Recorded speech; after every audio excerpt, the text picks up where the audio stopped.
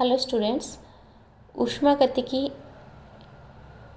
का प्रारंभ करने से पहले हम इससे संबंधित कुछ परिभाषाएं देखते हैं।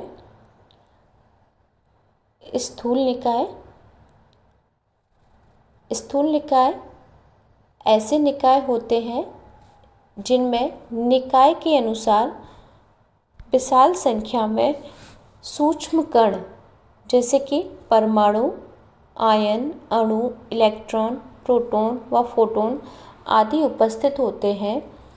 ऐसे निकायों को स्थूल निकाय कहते हैं, अर्थात ऐसे निकाय जिनमें निकाय के अनुसार विशाल संख्या में सूक्ष्म कण उपस्थित हो वो स्थूल निकाय कहलाते हैं। दूसरा है बाह्य प्राचल। किसी स्थूल निकाय का वर्णन कुछ मापन योग्य स्थूल स्वतंत्र चरों के द्वारा संभव होता है। निकाय का वर्णन कुछ मापन योग्य स्थूल स्वतंत्र चरों के द्वारा संभव होता है। इन्हीं स्वतंत्र चरों को या प्राचलों को निकाय के बाह्य प्राचल कहते हैं। स्थूल। अब निकाय की अवस्थाओं के बारे में बात करें तो दो अवस्थाएं होती हैं, स्थूल अवस्था और सूक्ष्म अवस्था। निकाय की स्थूल अवस्था बाह्य प्राचलों के द्वारा आरोपित प्रतिबंधों के अंतर्गत निरूपित निकाय की अवस्था। संपूर्ण निकाय की अवस्था को स्थूल अवस्था कहते हैं, जो कि बाह्य प्राचलों के द्वारा आरोपित प्रतिबंधों के अंतर्गत निरूपित की जाती है। दूसरा है सूक्ष्म अवस्था। निकाय में सूक्ष्म कणों की अवस्था उनके ऊर्जा स्तरों द्वारा निरूपित करते हैं। निकाय में सूक्ष्म कणों की अवस्था उनके ऊर्जा स्तरों के द्वारा निरूपित की जाती है तथा ये सूक्ष्म अवस्थाएं कहलाती हैं। सूक्ष्म कणों से संबंधित निकाय की अवस्थाएं निकाय की सूक्ष्म अवस्थाएं कहलाती हैं। उदाहरण के लिए अगर निकाय में एक परमाणु की बात करें तो परमाणु की सूक्ष्म अवस्था 4 क्वांटम संख्याओं N, L, M, L, MS के द्वारा निरूपित की जाती है, तो यह इस परमाणु की सूक्ष्म अवस्था कहलाती है। अभिगम्य सूक्ष्म अवस्थाएं। अभिगम्य सूक्ष्म अवस्थाएं निकाय की वे सूक्ष्म अवस्थाएं होती हैं जो कि स्थूल निकायों में लगी हुई सभी शर्तों का पालन करती हैं, अर्थात किसी स्थूल निकाय में लगी हुई सभी शर्तों के अनुरूप जो भी सूक्ष्म अवस्थाएं होंगी वो अभिगम्य सूक्ष्म अवस्थाएं कहलाती हैं। किसी भी स्थूल निकाय के अध्ययन के लिए 2 विधियां होती हैं। पहली विधि है ऊष्मागतिकी विधि तथा दूसरी विधि है सांख्यिकी।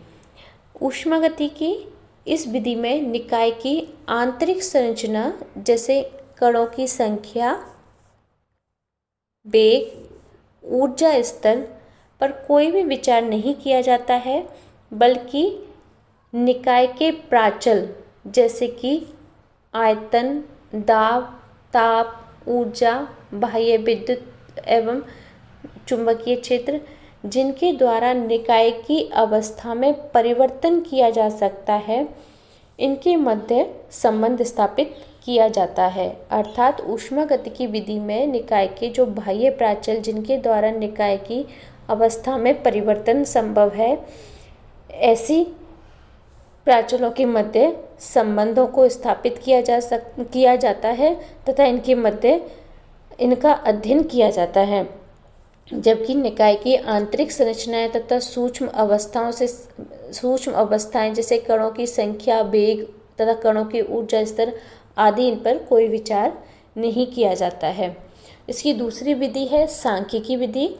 सांख्यिकी विधि में निकाय के कणों पर यांत्रिकी के नियमों को लगाकर स्थूल राशियों के साथ संबंध स्थापित किया जाता है। अर्थात सांख्यिकी विधि में कणों की सूक्ष्म अवस्थाओं एवं स्थूल अवस्थाओं के मध्य संबंध स्थापित किया जाता है। अब स्थूल निकायों में अनुन्नय क्रियाएं।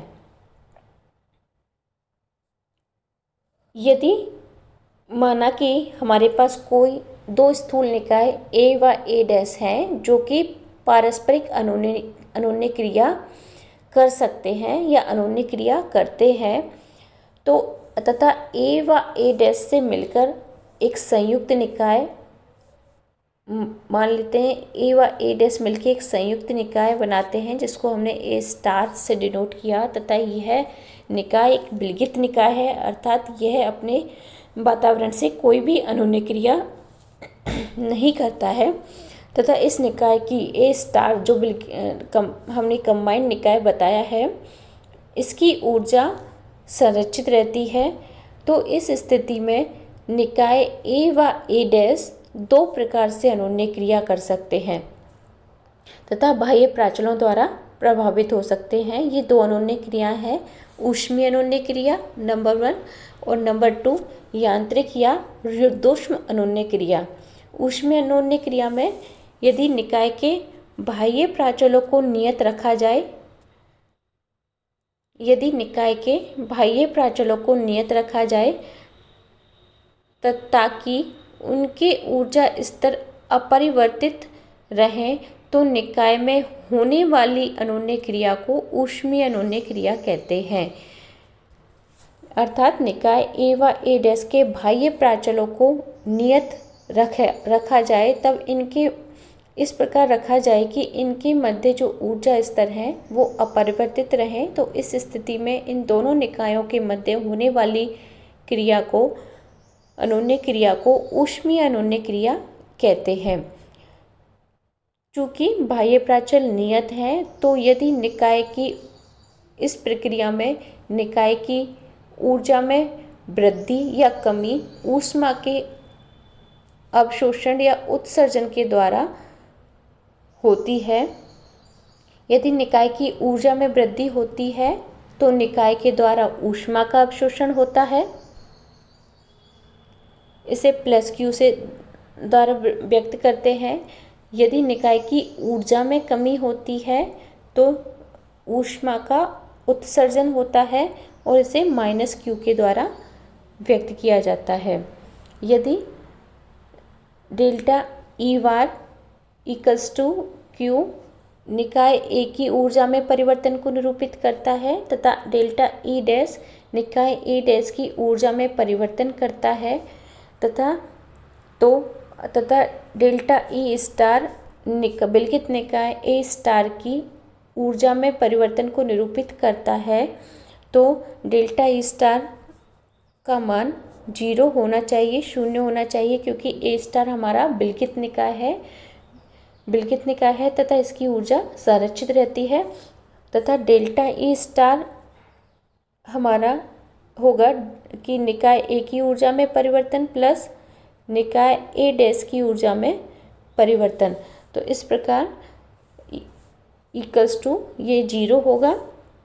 तो इस स्थिति में delta E plus delta E dash equals to 0 होगा और डेल्टा ई तथा डेल्टा ई डैश बराबर है क्यू व क्यू डैश के, तो Q equals to minus Q dash होगा। इस स्थिति में Q equals to minus Q dash होगा, अर्थात एक निकाय ए द्वारा अवशोषित ऊष्मा क्यू दूसरे निकाय ए डैश के द्वारा उत्सर्जित ऊष्मा क्यू डैश के बराबर होती है। अर्थात एक निकाय के द्वारा ऊष्मा का उत्सर्जन होगा तथा दूसरे निकाय के द्वारा ऊष्मा का अवशोषण होगा तथा दोनों के द्वारा अवशोषित व उत्सर्जित ऊष्माएं बराबर होंगी। दूसरी हमारी अनुन्नय क्रिया है रुद्धोष्म अनुन्नय क्रिया।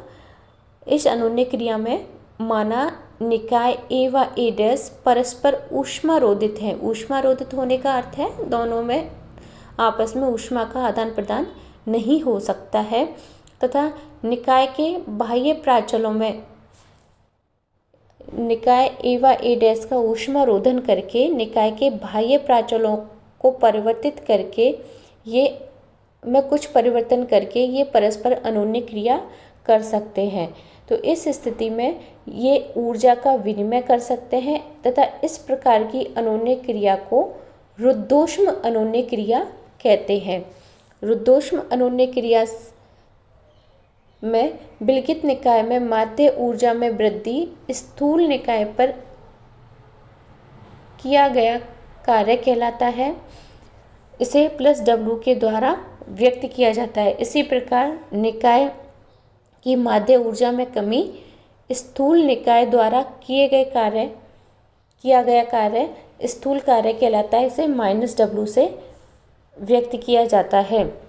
तो W इक्वल्स टू, अगर माध्य ऊर्जा में परिवर्तन कार्य के द्वारा निरूपित किया जाता है तो W equals to delta E bar और W dash equals to delta E dash.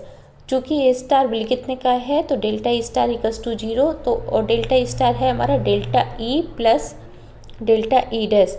तो W और डेल्टा ई इक्वल्स टू है W के और delta E dash equals to है W डैश के। तो W plus W dash equals to 0, जिससे W equals to minus W dash होगा। इस प्रकार रुद्धोष्म अनोन्य क्रिया में किसी एक निकाय पर रुद्धोष्म अनोन्य क्रिया में किसी एक निकाय पर किया गया कार्य दूसरे निकाय द्वारा किए गए कार्य के बराबर होता है। अर्थात एक निकाय के द्वारा दूसरे निकाय पर कार्य किया जाएगा तथा रुद्धोष्म, चूँकि इसमें कार्य किया जाता है तो इसलिए रुद्धोष्म अनोन्य क्रिया को यांत्रिक अनोन्य क्रिया भी कहते हैं। तीसरी हमारी अनोन्य क्रिया होती है व्यापक अनोन्य क्रिया। व्यापक अर्थात रुद्धोष्म और ऊष्मीय दोनों प्रकार की अनोन्य क्रियाएं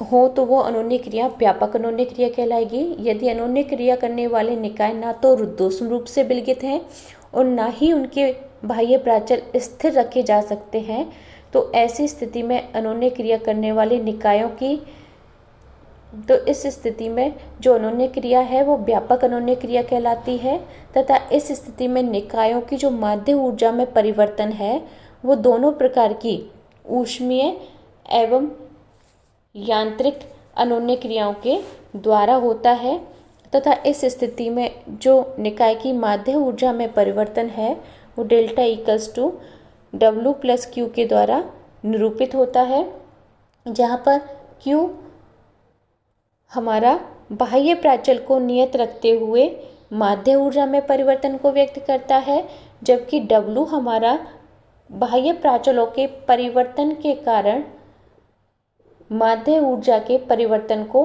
व्यक्त करता है और यह निकाय पर किए गए स्थूल कार्य के बराबर होता है। इस प्रकार इस अनोन्य क्रिया को व्यापक अनोन्य क्रिया कहते हैं।